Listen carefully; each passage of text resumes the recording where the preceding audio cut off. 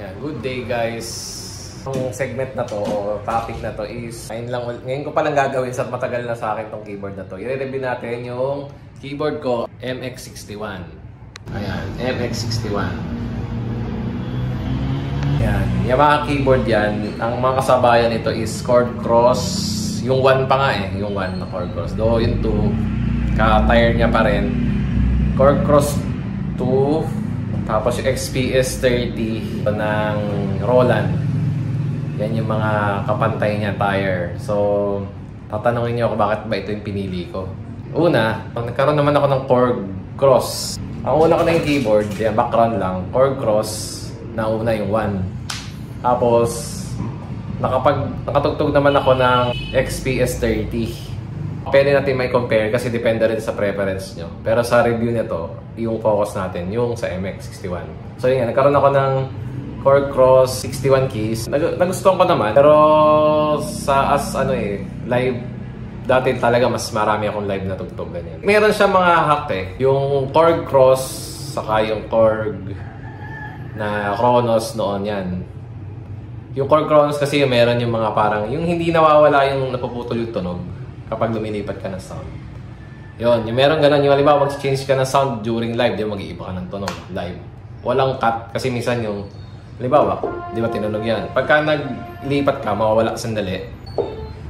Ganun, parang may konting putol. So ako, parang maarte ako nun.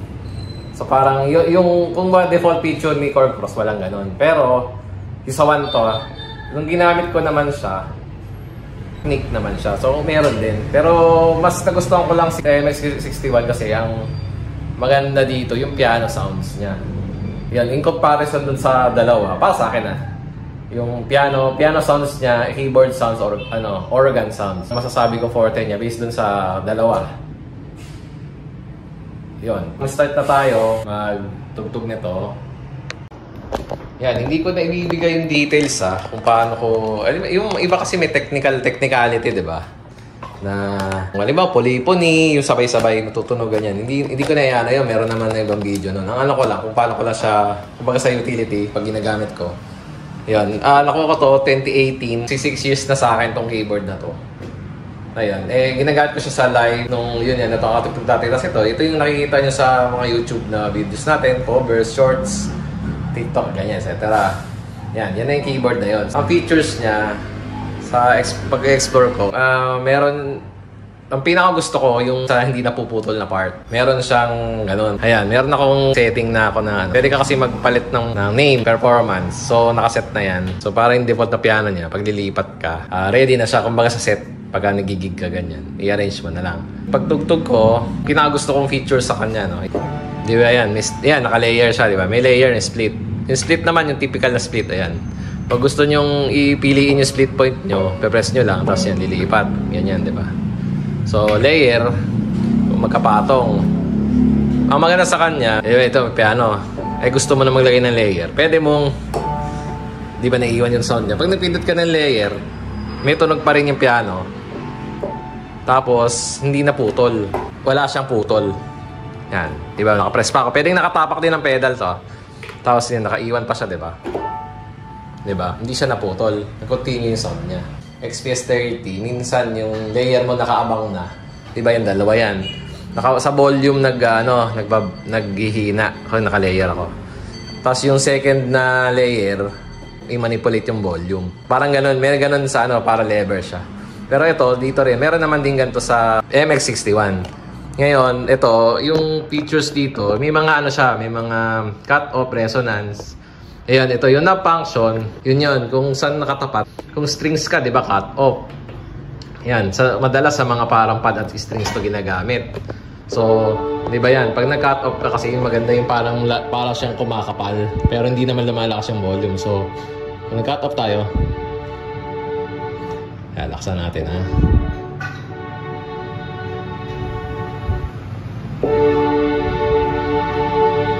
Ayun, ayun. Diba? Yung parang gano'n. Narinig kayo sa mga demo na mga ganyan na sa mga keyboard ng FX na gano'n. Mostly mas maganda sa pad Ayun.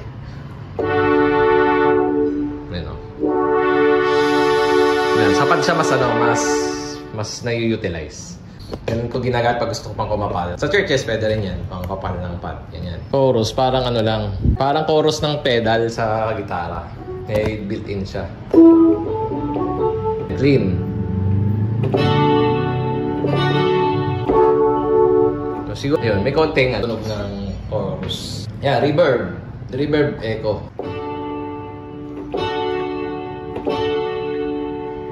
Ano siya, tatlong set na napapalitan. Ito pala, yung release, yan yung ginagamit ko sa ano. Di ba, wala kang pedal. Nakalimutan mo yung pedal mo, pero gusto mo yung parang naiiwan yung sound pag nagtipa ka. Lagyan mo lang ng konti.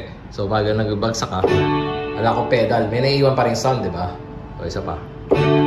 Yan, may naiiwan pa rin sound. Piano natin. Ay, wala na pala. Basta pag lumipat ka. Yan, naiiwan yung sound niya, di ba?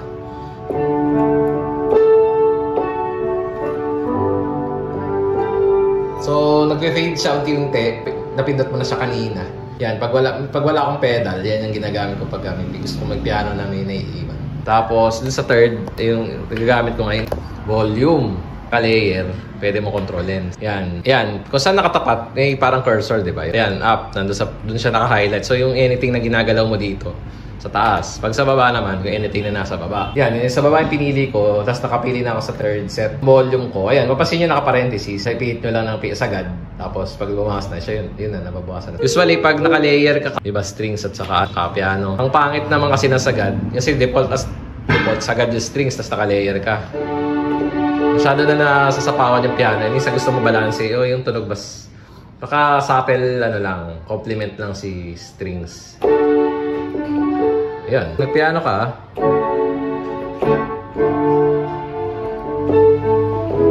Sinasabi na iba, yung sinisiro. Para hindi na ako pipindot ng layer, pero pinipihit. Pero dito sa keyboard na to, layer mo na lang. So nakaset ka na dun sa volume mo, okay na yon. So yan pa. Meron pa to, setting. Yan, kung makikita nyo, ayan may mga songs ako. Ayan, yung kalawakan, sa kalawakan, Isikiro. Meron ditong word na part select. Ayan, sa part select, ang maganda sa kanya, marami pa siyang pwedeng sounds bukod dun sa dalawa na nakikita nyo. May mga ibang sound na yan. Pad, voice, lead, ayan, atmosphere. Pwede mo iset. Pag kung saan na nabiblink, yun, napapalitan siya. Hindi nga lang siya yung halimbawa, ito yung nakasulat yung bass, diba? Ganyan. Hindi na. Ano na siya, iikot mo na lang siya kung saan siya nagbiblink. So, ayan. Palitan mo yung pad, napapalitan na siya. Tapos pag, ayan, yung mga ganyan, hindi ko naman na siya ginagamit. Purpose ito, kapag papalit ka. Ayan, minsan kasi kulang 'di ba minsan yung mga sounds mo. Live, lalo sa live. So ito kaya itong kantan to.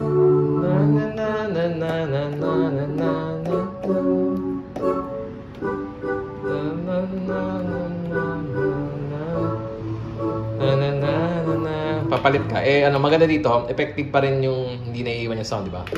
Tutunog pa rin siya. Ayan, nakalipat na ako sa third na ano.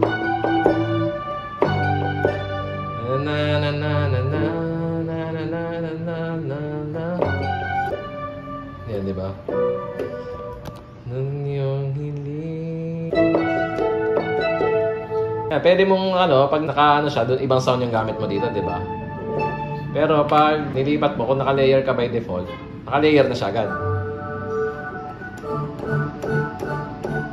Pero pwede mong tanggalin. So kung ano yung nakatapat, warm pad lang siya.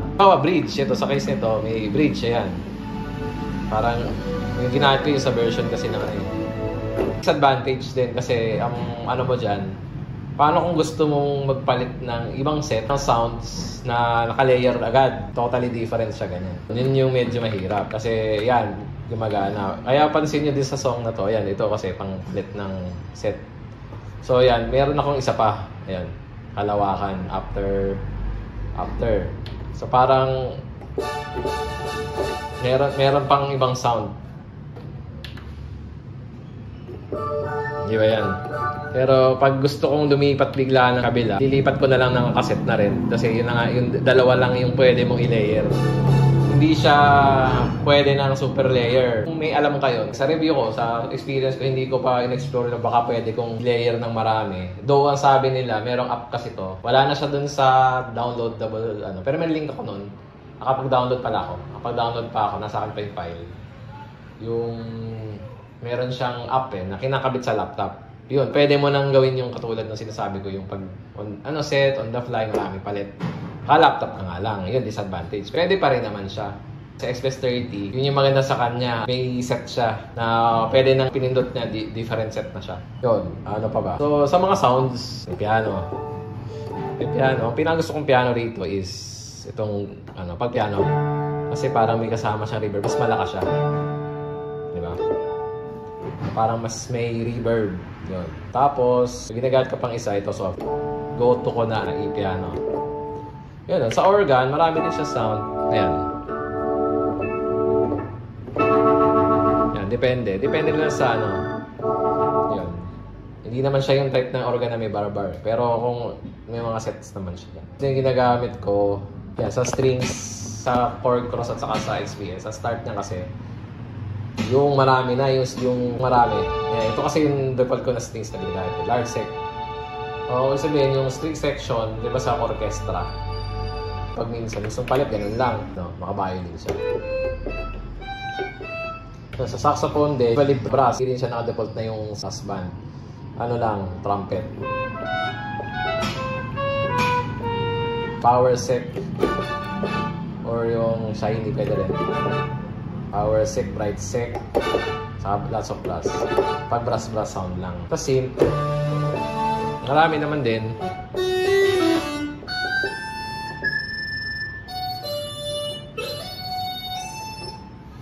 So yun, may mga yun nga, pag gaganyan, inaaral ko naman yung song. Tapos hanapan ko na lang ng tunog na meron dyan. So parang hindi pa ako nagmamod. Yung iba kasi nagmamodify. Namodify nila yung mismo sound, tapos para mag-fit. So para sa mga tinutugtog ko, lahat.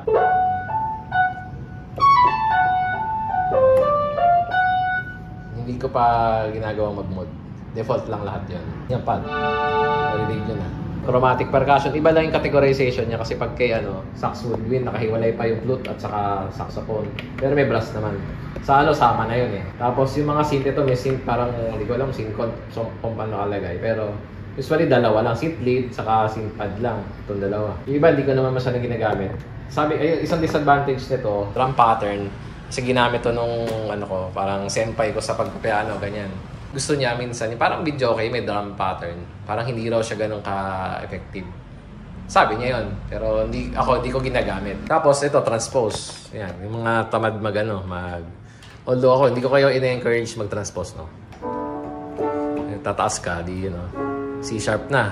Pero yung octave, ginagamit ko siya. Pagka sa mga organ, kasi minsan mababa yung tunog niya, di ba? Tapos gusto mo mas mataas yung di ba? Yung part 1 to link, yung pares na volume niya, nakalink na. O pares ng lahat ng effect niya. Pwede mo i-link. Pero ako hindi ko siya ginagamit. Mod wheel. So, pag synth. So, parang bend sa gitara, ganun. Pitch bend. Ito modulation wheel. Kung prepare nyo kasi na piano, keyboard, organ, okay. Pero kung mas gusto nyo sa synth, limited yung sounds niya. Malawak si XPS 30. Malawak yung mga sounding. Siguro, yun nga, baka sa mode na kukuha. Pero hindi ko pa ginagawa yun. Tapos, kung naghanap kayo ng piano, yung feel niya kasi, plasticky. Hindi siya weighted katulad ng piano. No? Pero usually 88. Sa 88 yung mas, yung feel, kung parang malapit doon sa piano acoustic. Magaan siya. Yung advantage pala nito, magaan. 10 kilos daw, yung sabi. Magaan naman pag dinadala ko siya. Magaan siya kaysa sa ibang keyboard. Usapang presyo, medyo pricey siya. Kung ikukumpara mo dun sa dalawa, yung time na binili ko yung Chord Cross 1, nasa 34 yun eh. Hindi ako magkakamali. Nasa ganon 30 plus. Yung SRP nun basta puro 61 keys. Si XPS 30, 43 nun. 43 something. Tapos ito, 47. Pinakamahal siya, no? Talaga yung siguro sa by aesthetic ito at saka yung napopormahan ako sa Chord Cross at saka ito. Synthesizer type na to. Layer, tapos napapalitan ko naman yun nga on the fly yung kanta. Pag pinanood nyo yung kalawakan, ako doon, naglilipat-lipat ako doon. Yung kung paano ko siya ginagamit ng mga multiple sounds yan. So far, wala pang sira ito, no? 6 years na sa akin. Kasi pinatutugtog. Pero ngayon, nasa recording tayo ito sa YouTube, nakita nyo. Sana nagustuhan nyo yung review ko sa keyboard na to. Kayong suggestion, baka matulungan nyo rin ako sa mga tones na modify or comment din kayo. Sa akin, so far, yung experience ko from the time na napunta sa akin to, sineshare ko lang. Ngayon, maraming salamat sa inyo at susunod na video ulit.